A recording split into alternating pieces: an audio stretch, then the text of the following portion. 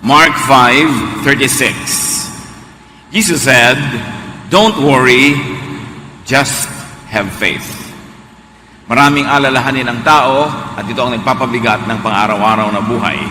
Ang ating pag-aaral, pinamagatan natin, worry, a needless drain. Isang di naman kailangang pasanin, pero nagpapabigat sa buhay, ang pag-aalala. Salamat, Panginoon, dahil kayo'y Diyos ng kahapon, ngayon at bukas. At dahil yan ang katotohanan, maaari kaming manahimik, magkaroon ng kapayapaan at katiwasayan. Turuan niyo po kami na maunawa ang iyong katuruan tungkol dito. At nawa ang iyong kaliwanagan ang siyang maghari sa aming buhay. Palakasin niyo po ang aming katawan, ang aming isip at pananalig. At ngayon, maghari kayo sa aming puso. Lord, we ask you to be our preacher, our teacher. In the name of Jesus, your Son, we pray with thanksgiving. Matthew 6:25-26, isa sa mga pinakamadalas pag-aralan na bahagi ng Gospels, pero napakakonti ng application sa buhay. Jesus speaks here, "I tell you to not worry about your life. Don't worry about having something to eat, drink, or wear. Isn't life more than food or clothing? Look at the birds in the sky. They don't plant or harvest. They don't even store grains in barns. Yet your Father in heaven takes care of them. Aren't you worth more than birds?" Maraming alalahanin ng tao na ang ending lang naman ay maradalas tungkol sa pera. Natatakot magutom, natatakot na walang ipambili ng pagkain, ibayad sa mga bayarin, natatakot mawala ng trabaho, natatakot din magkasakit dahil baka magastos ang gamutan, mawala ng hanap buhay, natatakot na mabaon sa utang, sumabit sa mga utang dahil baka hindi mabili ang mga kailangan. Maraming takot tungkol lang talaga sa sikmura. Maraming mga mukha at hugis ito, pero ang ending tungkol lang naman sa mga basic needs, basic necessities.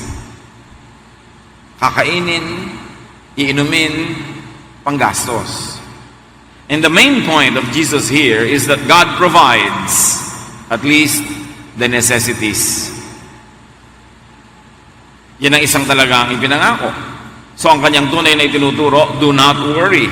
Do not over-worry to the point that you overthink. Hindi sinasabing do not think about your needs. Pero pag sinasabing do not worry, ibig sabihin lang, do not overthink. Isipin up to a point. Isipin hanggang merong pwedeng magawa ang ating mga kakayanan. Pwede nating mapalitan ng sitwasyon, mabago ito, pero not to the point na isip ka ng isip kahit wala ka namang magagawa para baguhin ang sitwasyon. Do not worry. Do not overthink. Matthew 6:27-30. Can worry make you live longer? Why worry about clothes? Look how the field, how the wildflowers grow. They don't work hard to make their clothes. But I tell you that Solomon, with all his wealth, wasn't as well clothed as one of them. God gives such beauty to everything that grows in the fields, and even though it is here today and thrown into a fire tomorrow, He will surely do even more for you. Why do you have such little faith? Itong pagtuturo na ito ni Jesus ay talagang tamang-tama sa 99.99% of people. Sabi niya, lagi kayo nag-aalala tungkol sa kakainin nyo at iinumin. At dahil ngayon, cash economy na tayo, pwedeng sabihin, lagi kayo nag-aalala tungkol sa pera. Nakikita nyo ang mga ibon, pinapakain ng Diyos, mas mahalaga naman kayo kaysa sa kanila. At lagi kayo nag-aalala, anong isusuot natin? Hindi na lang ngayon basic needs, kundi yung mga anong itsura ko, ano ang aking image, ano ang aking packaging, maganda ba o pangit. Hindi na lang basta pagkain, masarap ba o hindi masarap. Yan, bakit kayo nag-iisip ng mga ganyan? Kitang-kita nyo na nga sa paligid nyo ang mga damo, ang gaganda nila kahit hindi sila gumagawa ng tela. Hindi nila dinadamitan ng kanilang sarili. Ang Diyos ang nagdadamit sa kanila, kaya ang gaganda nila. Kung yung mga damo, nasasandali lang ang buhay, dinadamitan ng maganda, kayo pa kaya? Bakit ang liit ng inyong pananalig? Here, Jesus has another main point. And he says, God also provides the embellishment, the beautification.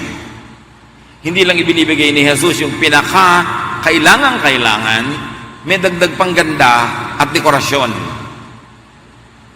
Worry does not achieve anything good. Kung sa una sinabi niya, worry will not put food on your table, worry will not give you the money that you need, neither will worry beautify you. Hindi ka pagagandahin. Diyos pa rin ang nagpapaganda sa iyo. At sabi, kahit damoy pinapaganda, ikaw pa kaya na higit namang mas mahalaga. Napakalinaw ng ginawa niyang example, kasi napakalinaw din naman na nakakalimot tayo madalas sa katotohanan na ang Diyos ang tunay na nagmamahal, nagpapakain at nagpapaganda sa buhay natin. Hindi pera, ni hindi kalusugan, siya. Kahit walang kalusugan, pwede tayong mabuhay. Kahit hindi perfect ang buhay natin, tuloy ang buhay. Sino ba ang perfect ang health? Pagbalahat tayo, nagpasuri, nag-blood test, nag-x-ray, nag-ultrasound, ipina-check mo lahat, ang iyong ngipin, ang iyong gilagid, ang iyong mga balon-balunan, ang mga kuko mo, ang iyong balat. Sino ang perfect? Wala. Ang sinasabi ni Jesus dito, kahit hindi perfect ang buhay, kahit marami kayong gustong wala, tuloy din ang buhay, kaya huwag kayong mag-alala. Life goes on. At nakakapagtaka nga yung iba, matagal mo nang inaasahang nailibing, buhay pa pala. Ang tagal-tagal na isang bulati na lang hindi pumipirma sa kanyang death warrant. Naunahan pa yung siya nga sa kabilang buhay ng iba. You can never tell. Hindi ko mo ang tao ay walang trabaho, walang hanap buhay, ay wala na siyang future. Ngayon lang yon. Sino makakapagsabi bukas? Hindi ko mo ang tao ay hindi malusog, may sakit, may karamdaman, ay dapat na siyang malungkot ng sobra-sobra. Siyempre, hindi yun nakakatuwa. Pero hindi dapat sobrang ilungkot dahil buhay pa siya. At nakakatiyak ba tayo na mauuna nga siyang sumakabilang buhay kaysa dun sa ang lulusog? Sabi niya, ang kapayapaan, ang katahimikan ng buhay, huwag niyong isalalay, isandal, iasa sa mga bagay. Iasa niyo yun sa Diyos. Diyos ang nakababatid, kung ano ang pinakamabuti, kung kailan dapat kang bigyan, at anong dapat ibigay sa iyo. Ang iyong buhay ay hawak ng Diyos. Hindi ito nakasalalay sa iyong mga ari-arian, sa iyong trabaho, ni sa iyong kalusugan. Matthew 6:31-33. Don't worry and ask yourselves, will we have anything to eat? Will we have anything to drink? Will we have any clothes to wear? Only people who don't know God are always worrying about such things. Your Father in heaven knows that you need all this. But more than anything else, put God's work first and do what He wants. Then the other things will be yours as well. Huwag kayong lagi mag-worry, mag-alala, problema. Anong kakainin ko? Anong iinumin natin? May isusuot ba tayo? Mga tao lang na walang Diyos ang nag-iisip ng ganyan. Sabi ni Jesus, hindi bagay kahit kaninong nananalig sa Diyos na nag-aalala sa mga bagay na yan kasi yan ay Diyos ang nagbibigay. Hindi naman lahat ng masipag nakakahanap buhay. Hindi naman lahat ng tamad, gutom, madalas pa nga sila ang overfed. Hindi lahat ng malusog ay mahaba ang buhay. Hindi lahat ng may sakit ay namamatay agad. Hindi natin alam yan. Kaya hindi ka dapat mag-alala. Mamamatay ba ako? Problema yan ng Diyos, hindi mo yan problema. Ang problemahin mo kung paano ka mabubuhay at kung paano mo bubuhayin ang walang kabuhay-buhay mong buhay. Kasi kung kukunin ka na ng Diyos, wala namang makakapigil sa Kanya. Even if you're in the pink of health. Pero kung ayaw ka pa niyang kunin, meron nga 3 beses na nagpapakamatay, buhay pa. So hindi natin inaalala kung kailan tayo mamamatay o mabubuhay. Yon ay alalahanin ng Diyos. Sabi niya, alam ng iyong Ama sa langit na kailangan mo lahat yan. Alam ka namang mas marunong ka pa sa Kanya. Alam niya yan. Ang atupagin nyo, sabi ni Jesus, put God's work first. Do what He wants. Unahin nyo ang gawain ng Diyos. Unahin yung sundin siya. At matapos yung unahin yun, susunod na rin yung iba. Worry is for people who do not have and do not have belief in God. Worry is for people who do not know what really matters. And what does matter? Jesus has another prescription. His main prescription is this: do not focus on your needs and your wants. Not even basic needs. Pag laging yan ang inisip nyo, mag-aalala talaga kayo, kakarinkles lang kayo. Meron na ba kayo talagang kilalang namatay sa gutom? Meron namamatay na empacho, na sobrahan. Kakakain, dumami sobrang kolesterol, dumami lang mga kung ano-ano mga masamang bahagi ng buhay. Pero kano karami na talaga yung namatay dahil sa gutom? Hindi proportionate yung numbers ng namamatay sa gutom sa number ng nag-aalala na mamatay sa gutom. Hindi tayo supported by statistics para magkaroon ng scientific basis ang ating pag-aalala. Pero pansinin niyo, ang teaching ni Jesus, sabi niya, huwag kayong mag-isip ng kakainin, iinumin, isusuot. It was very revolutionary. Why? Because during his time, 90% of the people were always hungry, sick, needy, almost naked. Kasi ang kayamanan ng buong sangsinukob, hawak lang ng royalty at ng konting ruling families. Karamihan ay mga alipin, mga patay gutom, isang kahig, isang tuka, halos walang maisuot o walang pambihis. At sa disyertong kinakalagyan nila, madalas ay halos walang mainom, maraming tagsalat, maraming mga gutom. Tapos sa setting na yon, sinabi ni Jesus, huwag nga yan ang pag-iisipin nyo, hindi yan ang mahalaga. Isipin nyo kung gaano ka revolutionary yung idea na yon. Samantalang, it seemed to be the most natural thing to worry about. Pero sabi ni Jesus, you are all wrong. Inuubos nyo ang inyong lakas sa mga bagay na hindi nyo dapat pag-ubusan ng lakas. It was a new idea because everyone was focused on necessities. Ang sabi ni Jesus, gusto nyo kumain, gusto nyo uminom, gusto nyo madamitan, pues, huwag pagkain, huwag inumin, huwag damit, ang isipin nyo. Diyos ang bahala doon. Ang isipin nyo ay kung paano bibigyan ng kasiyahan ng Diyos para bigyan kayo ng makakain, maiinom at idadamit. At ito ang inyong pagtuunan ng pansin, sabi ni Jesus. Kung talagang gusto nyong kumain, mabuhay, magkaroon ng mga pangangailangan, focus on doing God's work, on what God wants. Pag ginagawa mo ang gawain ng Diyos, empleyado ka ng Diyos. Pag empleyado ka ng Diyos, hindi problema ng Diyos sa pasweldohan ka. Pero hindi mo ginagawa ang gawain ng Diyos, hindi ka empleyado ng Diyos, hindi mo isinusuko ang sarili mo sa Diyos, paano mo nga inaasahan na bibigyan ka ng Diyos ng mga pangangailangan mo? Kaya sabi niya, kung gusto niyo maging secure, huwag kayong mag-alala tungkol niya sa mga bagay na yan. Ang atupagin nyo, sundin ang kalooban ng Diyos, gawin ang kanyang gawain, at lahat niyang gusto nyo, bunga lang yan. Pag tama na ang inyong pananalig, bunga lang yan. Pag natutuwa na sa inyo ang Diyos, bunga lang yan. Pag maka-Diyos na kayo, hindi yan ang pataba. Bunga lang yan. Ang pataba, sundin nyo ang kalooban ng Diyos. God's works, pag pinag-uusapan ng God's works, iniisip agad ng iba, mag-charity, mag-mission, magpakain ng mga mahihirap. Yes, God's work yon. Pero hindi lang yon ang God's work at hindi yon ang tinutukoy ni Jesus dito. God's work is not always ministry or service or sacrifice, though all of those are really part of God's work.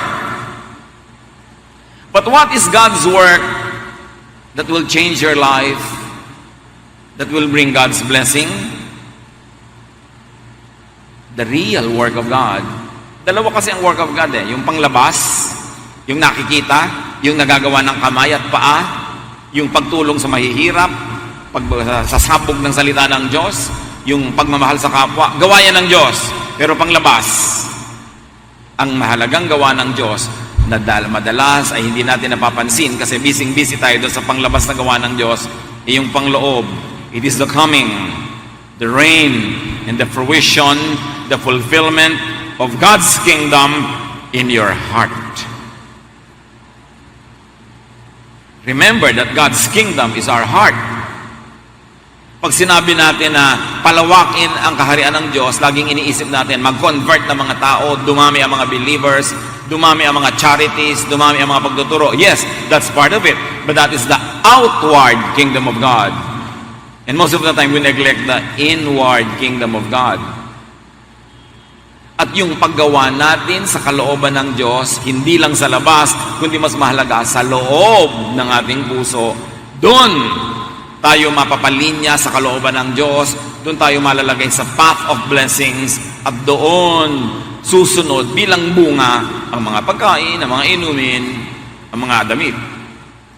Ang sinasabi dito ni Jesus, huwag laging panglabas na religiosity ang inyong atupagin, puro pagtitiis, puro pagsasakripisyo. Dahil part yan ng kingdom of God, pero hindi lang yan ang buong kingdom of God. May nakakalimutan kayong kingdom, ang inyong puso, ang inyong isip. Dapat dun nyo rin sundin ang kalooban ng Diyos. Pag sinabi ng Diyos, pakainin mo ang mahihirap, sumusunod ka. Dalawin mo ang mga prisoner, sumusunod ka. Pero pag sinabi niyang, manalig ka, papayapain mo ang iyong loob, sumusunod ka ba? God does not only want to be the king of the kingdom outside of our hearts, but more importantly, He wants to be the king inside our hearts, our minds, our thoughts. And Jesus is saying here, you want to be well provided for? First, refocus your energy from worrisome thought to godly activities and growth. Refocus your energy from overthinking to becoming godly, to becoming like God. Imbes ubusin mo ang iyong lakas ng kaaalala, wala naman nangyayari. Kaiisip, wala naman nangyayari. Ituon mo ang iyong pansin sa pagiging makadiyos sa loob ng iyong puso. Maraming application yan. Ipinapayo ni Jesus sa kanyang reseta, gumawa ng maganda kaysa mag-isip ng pangit. Nagwo-worry ako. Anong gagawin ko? Gagawa ako ng maganda para huwag kong maisip tong pangit na iniisip ko. Natatakot ako. Anong gagawin ko? Magmumukmok? No. Gagawa ako ng tama para itong maling iniisip ko ay mapalitan, matanggal sa utak ko, at maging busy ako sa paggawa ng tama na mawala na ako ng espasyo para sa mga iniisip kong nakakatakot lang at wala namang nangyayari. In other words, Jesus is saying, replace bad thoughts with good deeds. Tuwing tayo ay nagtutukso ng masama, huwag kang isip ng isip ng tukso na yon. Get busy doing something good. The law of impenetrability says only one thing occupies one place at one time. And so if you want to drive away ungodly, worrisome, fearful thoughts in your mind, fill your life with good activities. Hindi naman pwede magkasabay yun isa-isa lang.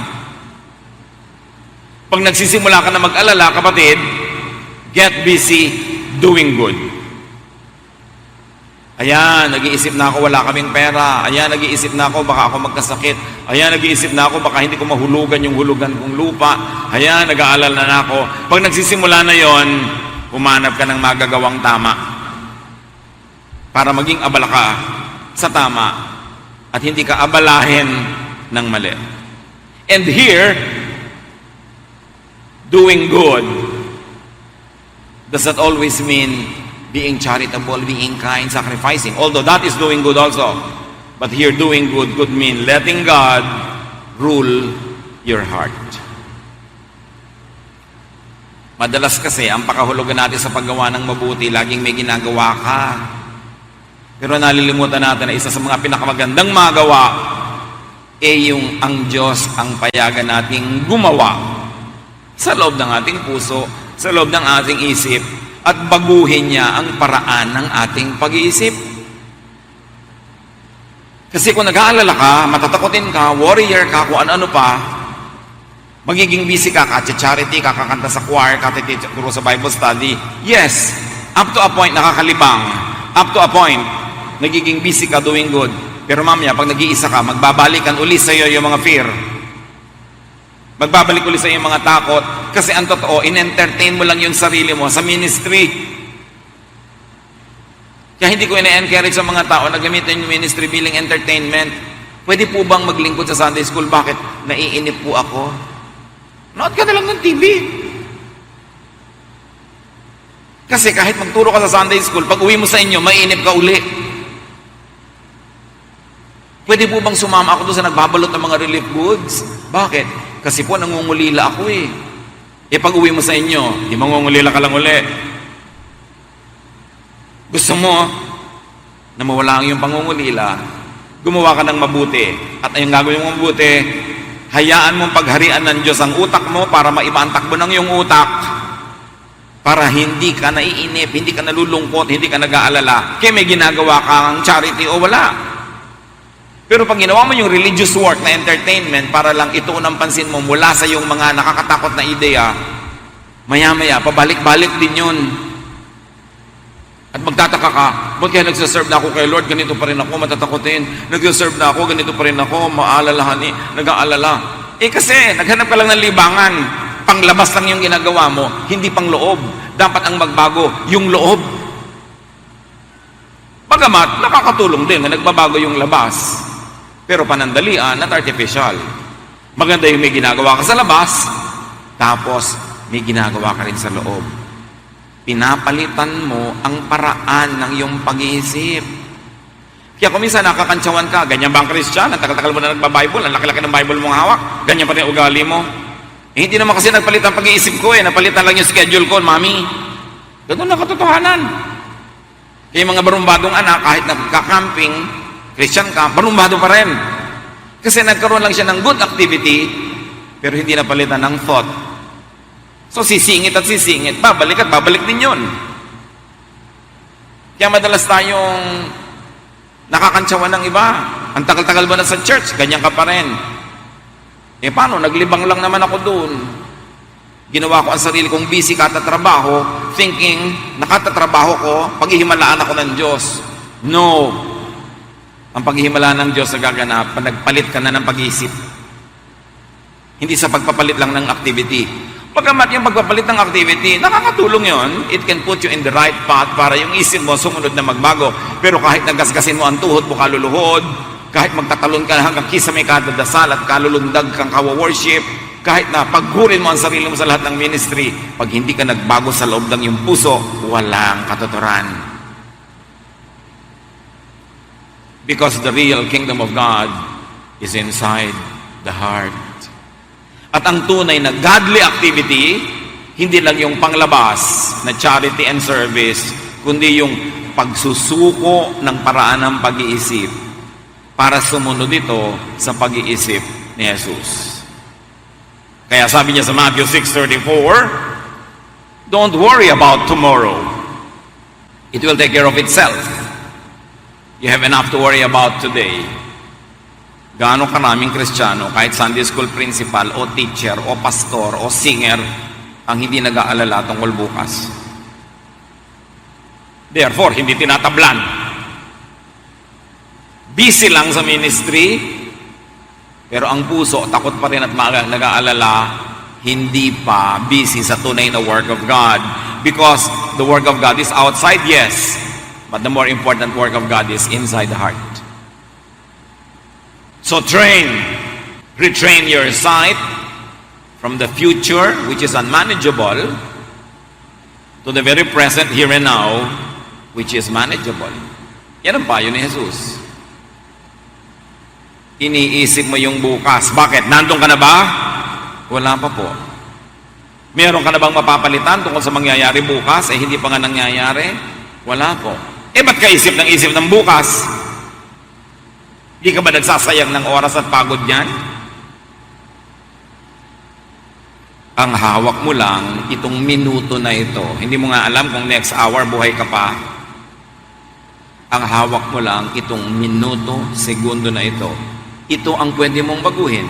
Ito ang pwede mong i-influence. Dito ka mag-operate. Do not operate on the past.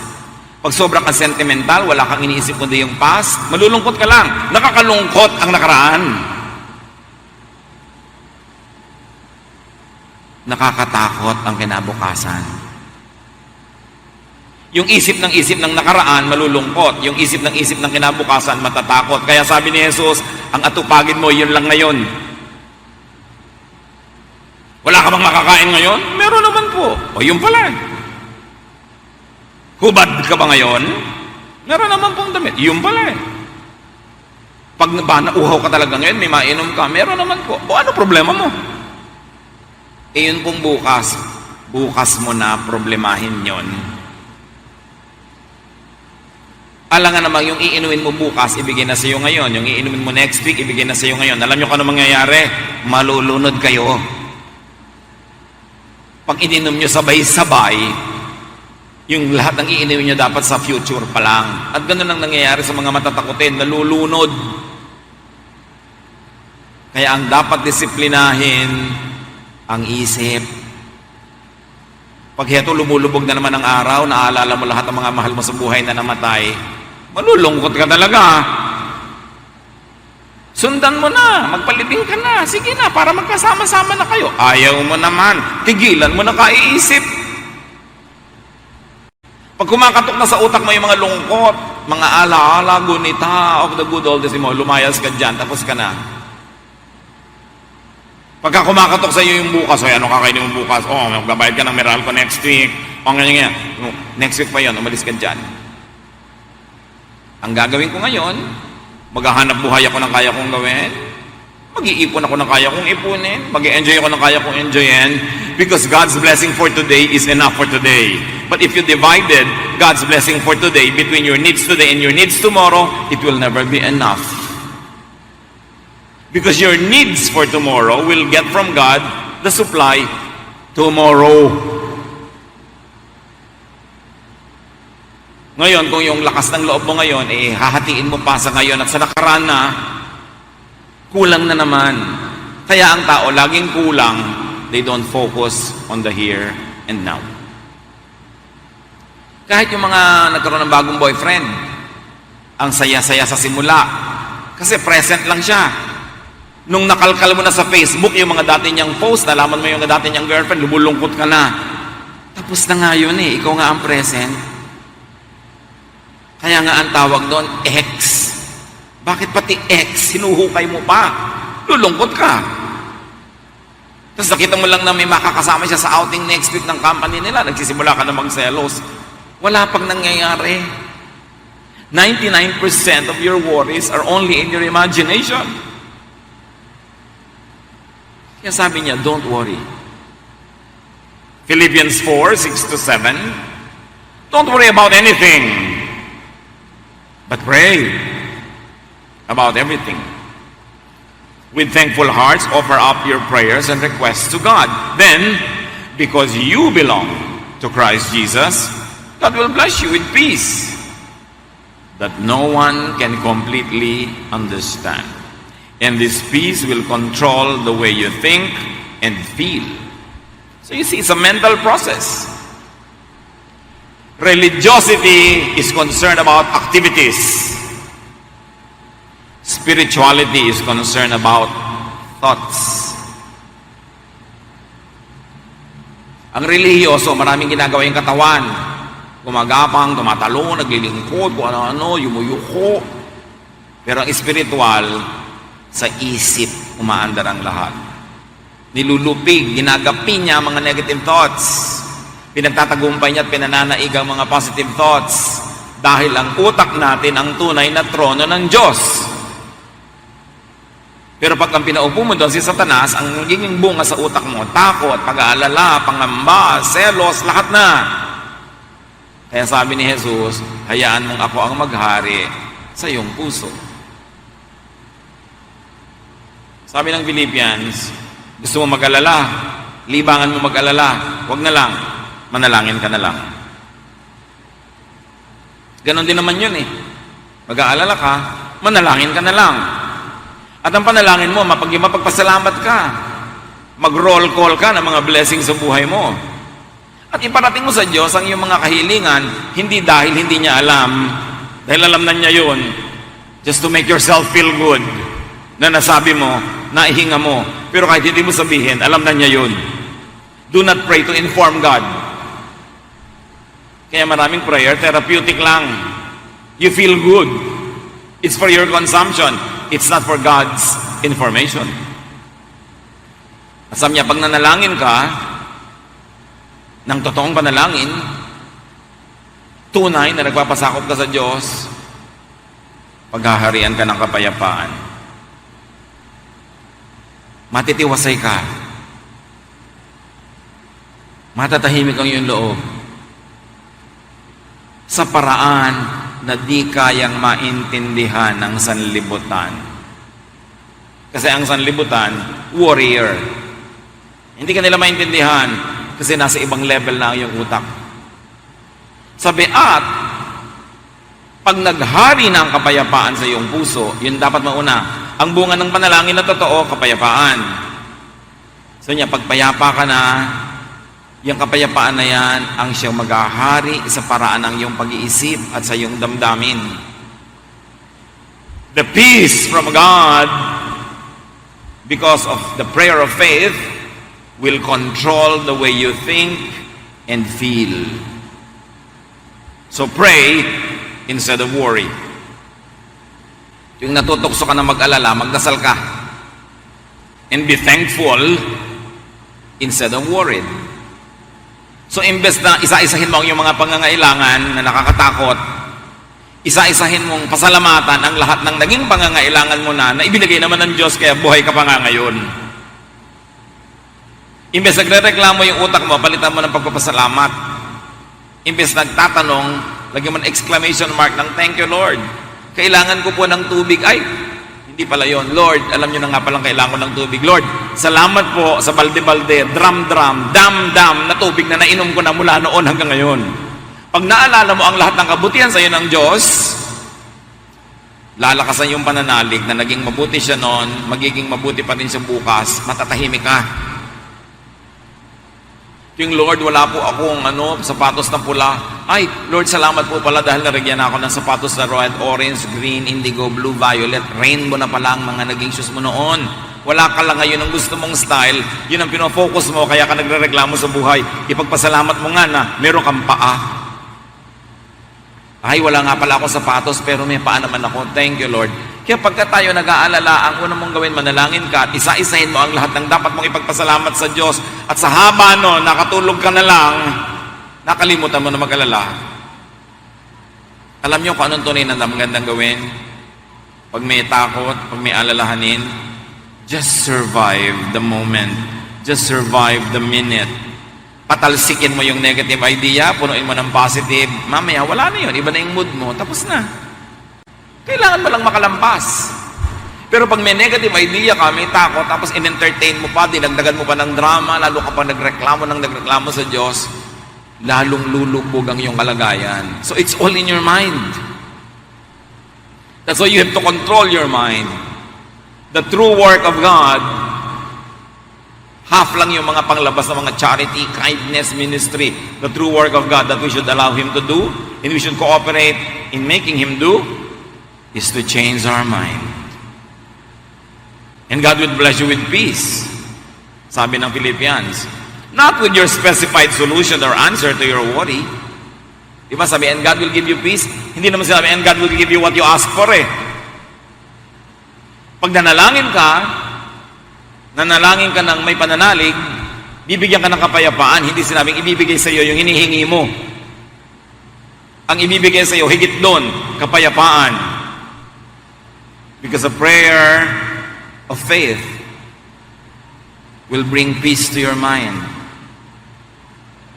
At pagpayapa na yung utak mo, kaya dumating o hindi yung sapatos, yung kotse, yung pera, payapa na yung utak mo, okay ka na. Pero kahit dumating yung sapatos, pera, kotse, hindi nun payapa yung utak mo, hindi ka pa rin okay nun. Kaya ang mahalaga, our state of mind. God will bless you with a change of mind and heart, not of a change of situation. Ang dapat nating hingin sa Diyos at payagan ng Diyos na gawin, yung mapalitan, hindi yung ating kalagayan, kundi mapalitan ang ating pag-iisip. Kahit nakakulong ka sa loob ng isang preso, kung malaya ang espiritu mo, hindi mo yun mararamdaman. Pero kahit ang laya-laya ng katawan mo, pero nakakulong ang iyong espiritu, isa kang bilanggo. At maraming bilangguan ng isip.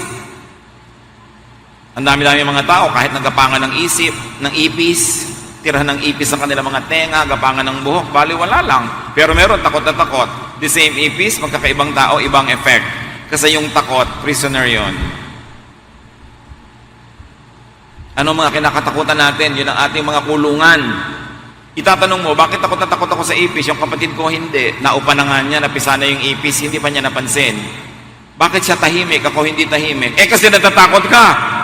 Paano ka matatahimik? Ipanalangin mo mawala ang ipis sa planeta. Imposible yun. Ang ipanalangin mo, mawala yung takot mo. Baguhin mo ang iyong isip kaysa baguhin mo ang mundo. Baguhin mo yung attitude mo tungkol sa iyong asawa kaysa panalangin mo, baguhin siya ng Diyos. It's all in the mind.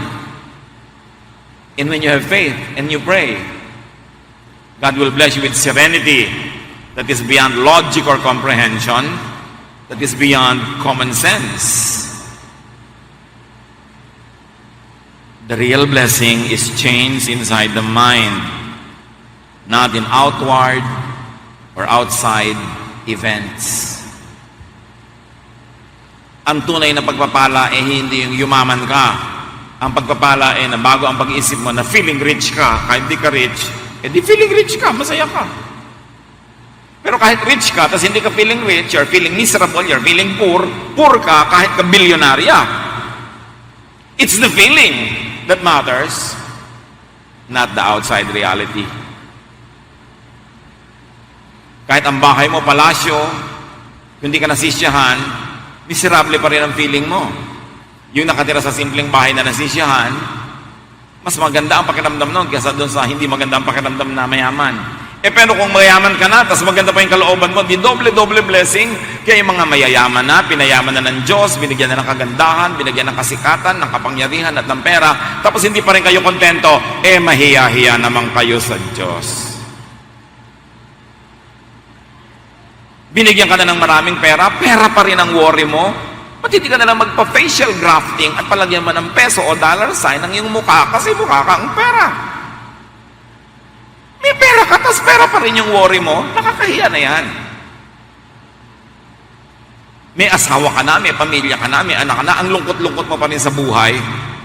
Yung iba nga, ulilang lubos, walang pamilya, walang asawa, walang anak, ikaw ang dami-dami mo ng mga tao sa paligid mo, puro ka pa rin reklamo, nakakahiya na yan. Umasenso ka na, naiinggit ka pa doon sa mas mataas sa'yo, mali na yan. Hindi yung mga bagay sa labas ng ating puso ang mahalaga, kundi yung mga iniisip natin sa loob ng ating utak. Yun ang nagpapasaya. Yun ang nagbibigay ng kapayapaan at katahimikan. That's why real spirituality is about change in the way we think. Kailangan ipagdiinan yan kasi yan ang nakakalimutan. Kasi ang nakikita lang natin, what is visible, what is audible, what is tangible. But real spirituality cannot be seen. It happens in the mind. Your mind, your thought, is your immediate, effective, and working reality. Your thought is your reality. not the outside world. Kasi, kung nasa elevator ka at takot na takot ka, yung iba hindi. Di ang reality mo, fear. Ang reality nila, hindi. Although pareho ang outside reality nyo. Pero iba yung loob ng puso nyo at ang inyong isip, magkaiba ang inyong nadarama. When worried, change your thought, not your situation. Especially if you could not be changed. Especially if the situation could not be changed immediately or easily. May mga bagay na binabago kung kaya at pwede. May mga bagay na tinatanggap na lang para ka matahimik. Tulad ng asawa, mababago mo pa ba yan? Tanggapin mo na lang para ka masaya. Napapalitan ba ang magulang? Napapalitan ba ang anak? Napapalitan ba yung general features ng katawan natin na hindi nakakaya ng cosmetic surgery? No.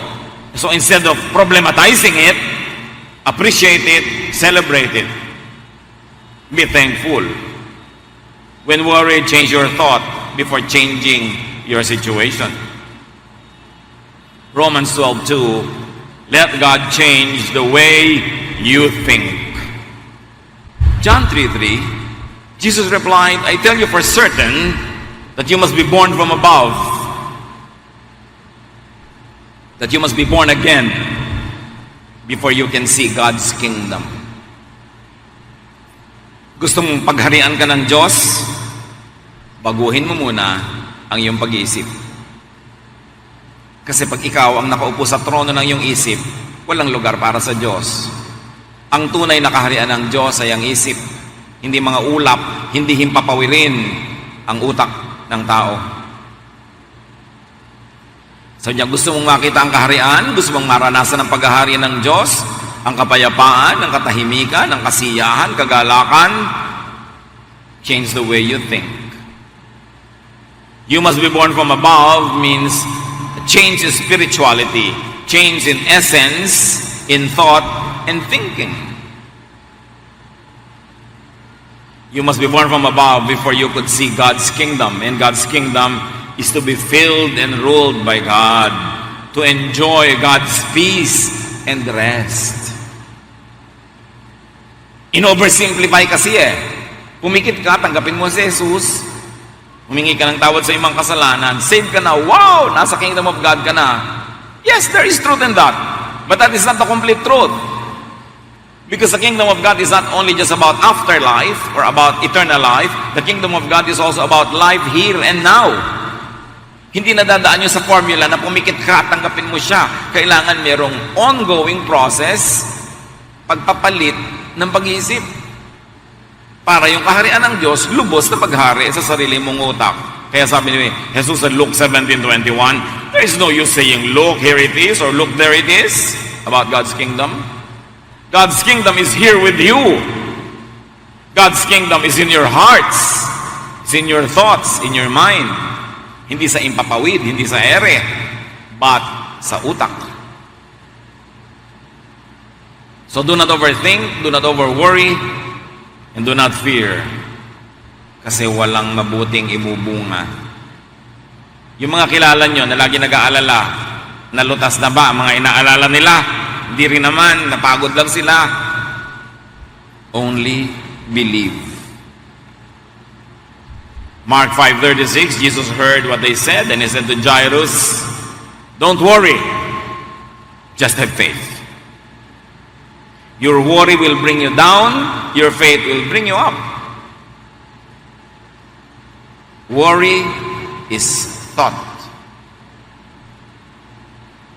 And worry is thought that drains, weakens, and disempowers. Yung pag-aalala ay nasa isip lang, pero yan ang isipin na sumisip-sip sa iyong lakas, nagpapahina, at nag-aagaw ng iyong kaligayahan.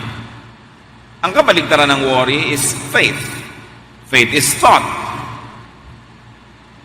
But it is thought that charges and recharges, strengthens, and empowers. So choose. Pipili ka, yung nakakapagpahina na pag-aalala o yung nakakapagpalakas na pananalig. It's your choice. So So it is important to teach, train, and discipline your mind to not worry, to not think of and look at fear, but to have and operate by faith. Ang tinititigan, nasusundan.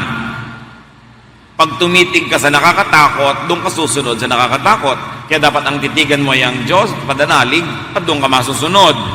2 Corinthians 5:7, for we walk by faith, not by sight. Naglalakad kaming nakapikit. Hindi yung nakikita ng mata ang inaasahan namin na gagabay sa amin. Ang inaasahan namin gagabay sa amin ay ang aming pananalig. Kahit pa nga ang pananalig, kuminsan ay hindi mukhang kapanipaniwala dahil ang nakikita ng mata ay nakakatakot, threatening, but we walk by faith, not by sight. Romans 12:2, do not conform to the pattern of this world, but be transformed by the renewing of your mind. Huwag ka na makiayon sa pag-iisip ng sanlibutan, kundi hayaan mong mabago ka sa pamamagitan ng pagbabago ng paraan ng iyong pag-iisip. James 1:6-7, you must believe and not doubt. Because the one who doubts is like a wave of the sea, blown and tossed by the wind. That person should not expect to receive anything from the Lord. Kailangan ka manalig at huwag kang mangamba, huwag kang magalinlangan. Kasi ang nag-aalinlangan, ang nagdududa, ay parang sinisiklot-siklot ng mga hangin at alon, galaw ng galaw, ikot ng ikot, pero walang nararating. At huwag mong asahan na kung ikay nagdududa, ay tatanggap ka ng pagpapala. Anong pinakamahalagang disiplina, mga kapatid? Disiplinahin ang isip na magtaboy agad ng mga worries and fears. At ang pagbuksan, ang entertain, ay ang pananalig sa Diyos, ang pagiging mapagpasalamat dahil yun ang nagbibigay ng kapayapaan at pagpayapa na yung loob mo, doon umaayos ang lahat.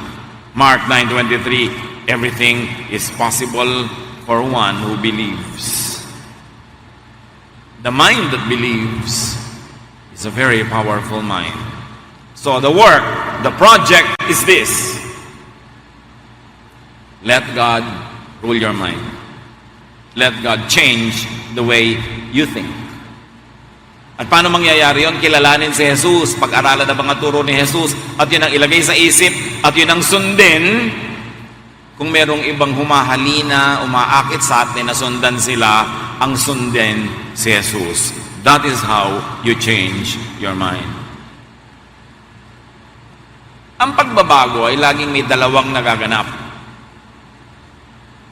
Para magbago, meron kang isang tatanggalin at meron kang isang bagong tatanggapin para magkaroon ng pagbabago. So sa utak mo, ganito ka mag-isip, tatanggalin mo yon, papalitan mo ng ibang paraan ng pag-iisip. Sasabihin mo, talagang ganun ako mga tuwiran. Hindi ka magbabago. Para magbago yan, yung dati mong pangangatwiran, itatapon mo at lalagay mo ng bagong pangangatwiran. Pangangatwiran ni Jesus. Ngayon, kung may dati ka ng pangangatwiran na maka-Jesus na, hindi mo na dapat palitan. Pero maraming dapat palitan. Change is giving up something and replacing it with something else. Change is giving up the old and replacing it with the new. Pag dalawang bibe ang hinabol mo, wala kang aabutan ni isa. At ganun din yon. Dalawang isipin, dalawang paraan ng pag-iisip, ang pinagkakasya mo sa iyong utak, walang mangyayari. You have to focus on only one. Focus on Jesus. Kaya sabi niya, unless a man is born again, unless a man is changed in the way he thinks, yun ang ibig sabihin ng born again, ha? Hindi ibig sabihin ng born again, ay, nagpapaptize na ako, ay, may dala na akong Bible, ay, nagsa-Sunday school na ako. Mga bahagi lang yun ng pagiging born again. Ang tunay na born again, napapalitan ang pag-iisip. Unless a man is changed in the way he thinks, he cannot see the kingdom of God kasi may takip ang kanya mata, and he cannot enjoy godly peace. Why worry and be drained when you can believe and pray? It's your choice. Aming Diyos, pakalinawin mo sa amin na pumipili lang naman kami kung mag-aalala o magtitiwala, kung magrereklamo o magpapasalamat, kung mag-iisip o mananalangin. Papagliwanagin mong isip namin para hindi kami magulo ng mga gumugulo. Maging matibay ang aming pananalig at mapagharian kami ng kapayapaan sa aming buhay. Tuwing natutokso kaming isipin ang mga pangangailangan namin na baka hindi dumating, ipaalala mo na sa hinaba-haba ng buhay namin ay dumating naman lahat ng pangangailangan namin. So walang dahilan para pagdudahan namin darating pa yung mga natitira. Palakasin mo ang aming pananalig, payapain niyo kami. Manahimik tayo at lumapit sa Panginoon. Lord, as your people remain silent before you, please finish the message for everybody in a personal way. Make everyone hear your personal counsel. Be quiet in the presence of the Lord and hear His voice.